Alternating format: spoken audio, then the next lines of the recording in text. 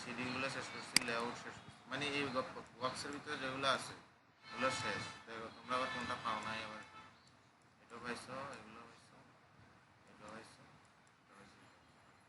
আজকে যেটা দেখাচ্ছি এটা হচ্ছে, আজকে হচ্ছে তোমরা ফুটিং লেআউটটা করবা। তার জন্য আমাদেরকে এই কলামগুলো আগে কপি করে নিয়ে আসতে হবে, বা এই কলাম লেআউটটা কপি করে এই পাশে নিয়ে আসতে হবে। এখন ডাইমেনশনগুলোকে ডিলিট করে দিই। না, আমার রিড লাইন লাগবে তো, সিলেক্ট করে ডিলিট করে দিই। আমার কলাম নামগুলো ডিলিট করে দিই। কোনটা column layout?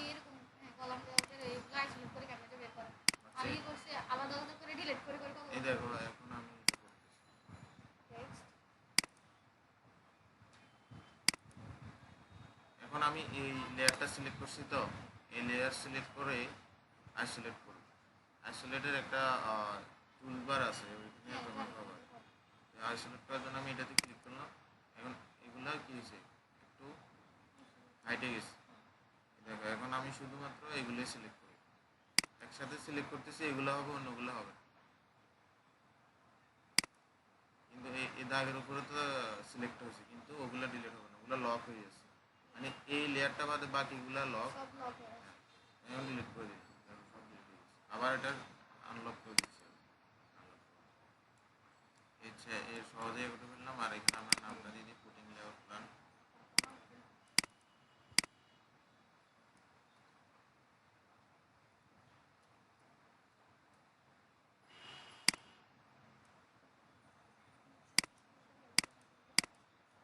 Footing layout plan দিয়ে দিই। এখন এখানে আমাদের মাটির কন্ডিশন আর ফাউন্ডেশনের উপর নির্ভর করে ফুটিংয়ের সাইজগুলো হয়ে থাকে। কেমন, আমরা যেহেতু আর্কিটেকচারাল বিষয়গুলো জানি নিচ্ছি, তাইলে আমরা শুধু এখন মোটামুটি ধারণা অনুযায়ী একটা করবো আর কি। যেহেতু এটা স্ট্রাকচার ডিজাইনে যারা, তারা এটা বের করে লোড ক্যালকুলেশন করে ফুটিংয়ের সাইজ বা এখানে ফাইলিং হবে কিনা ওটা তখনই বের করা লাগে। তো আমরা এখানে এটা বের করে কীভাবে বসাবো, বা আমাদের যখন স্যাররা বা বসরা এগুলো বের করে দিবে, তারপরে গিয়ে আমরা এখানে এটা বসাবো। তো এটার জন্য ধরো একটা লেয়ার, ফুটিংয়ের লেয়ার যদি না থাকে, যে কোনো একটা এটা করলাম। ধরো আমার কর্নার, এটা যদি 2 তলা ধরি, আমি কর্নারগুলো ধরলাম 4.5 ফিট করে। 4.5 ফিট বাই 4.5 ফিট বাই কি ফুটিংয়ের সাইজগুলো বা বেসের সাইজগুলো 4 ফিট 6 কমা। এটা হচ্ছে আমার কর্নারগুলো দিই। এটা দেওয়ার জন্য একটা কাজ করতে হবে, তোমাদের যদি মিড পয়েন্ট না ধরে এই কলাম থেকে এইভাবে একটা লাইন টানবা, আর এখানেও একটা লাইন,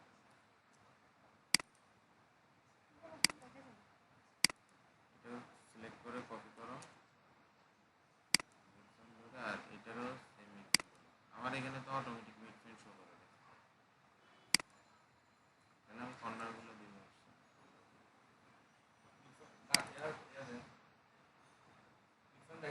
হ্যাঁ, মিড পয়েন্ট শো করে। এই যে কলামের এখানে লাইনটা নিয়ে আসবে, বা এখানে যে কোনো এক পাশে নিয়ে আসবে, এখানে মিড পয়েন্ট। তাহলে এটা দিলাম, কিন্তু এখানে এগুলোর নাম আছে, ধরো এটা হচ্ছে ফুটিং ওয়াল, এটা দিতে পারি F1 দিয়ে দিই।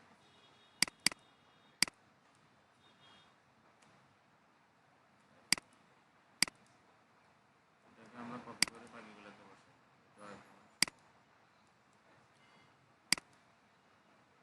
কর্নারগুলো একই কেন দিলাম, মোটামুটি সেম হইতে পারে। যদি আমার এখানে আরও ক্যান্টিলিভার বাইরে থাকতে পারে, তখন তো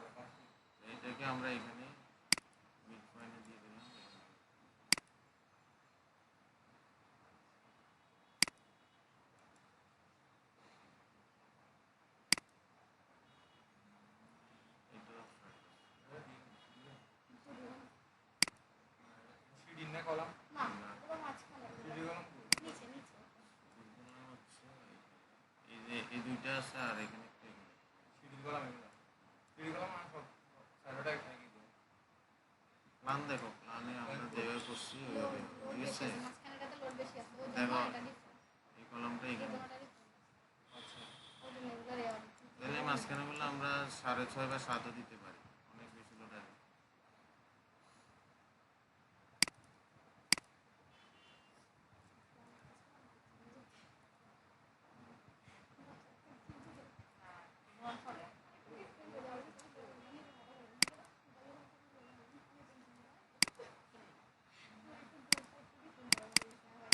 তাহলে এগুলো 3 দিলাম, কপি করে 6.5 করে দিলাম। আরো বেশি আসতে পারে, কম আসতে পারে।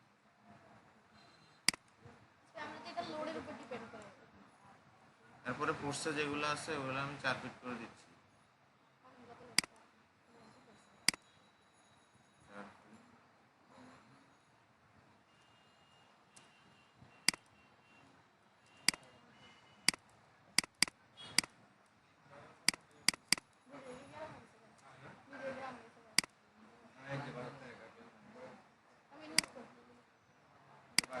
তাহলে এটা বসানো শেষ। এখানে এবার আমরা ডাইমেনশনগুলো দিয়ে দিতে হবে।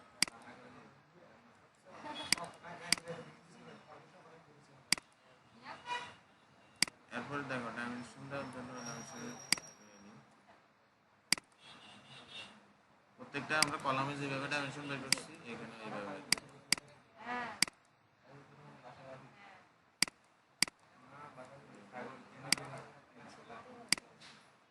বা অন্যভাবে করতে পারবো।